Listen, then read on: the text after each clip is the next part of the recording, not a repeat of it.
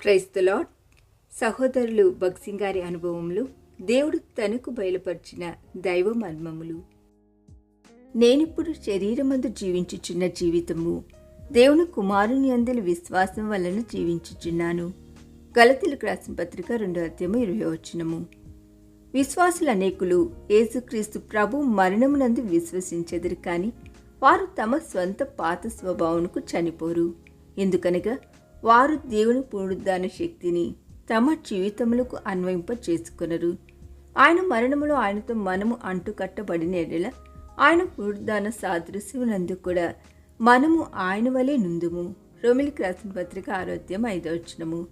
విజయవంతమైన జీవితం కలిగి ఉండుటకై విశ్వాసముతో ఆయన పునరుద్ధాన శక్తిని అనుక్షణం మనము కోరుచుండవలెను. బైబిల్ చదివినప్పుడు కానీ, పరిచర్య చేయనప్పుడు కానీ ప్రార్థనతో ప్రారంభించవలెను. ప్రతి దాని కొరకు విశ్వాసము ద్వారా పునరుద్ధాన శక్తిని కోరుకొనవలెను. అట్టి విశ్వాసము జీవము గలది, చురుకైనది. అది దేవుని కుమారుని యొక్క విశ్వాసము. గలతీయులకు రాసిన పత్రిక 2:20. క్రీస్తే నాయందు జీవించుచున్నాడని పౌలు సాక్ష్యమిచ్చుచు, ఇప్పుడు నేను జీవించుచున్న జీవితము దేవుని కుమారుని అందలి విశ్వాసము ద్వారా జీవించుచున్నాను అని చెప్పుచున్నాడు.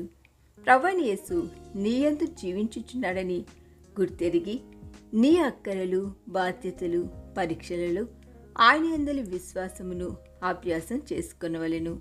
పాఠశాలలో, వైద్యశాలలో, కార్యాలయములలో అనుదినము మనము కలిగిండు బాధ్యతల కొరకు మనం అదే శక్తిని పొందవలెను.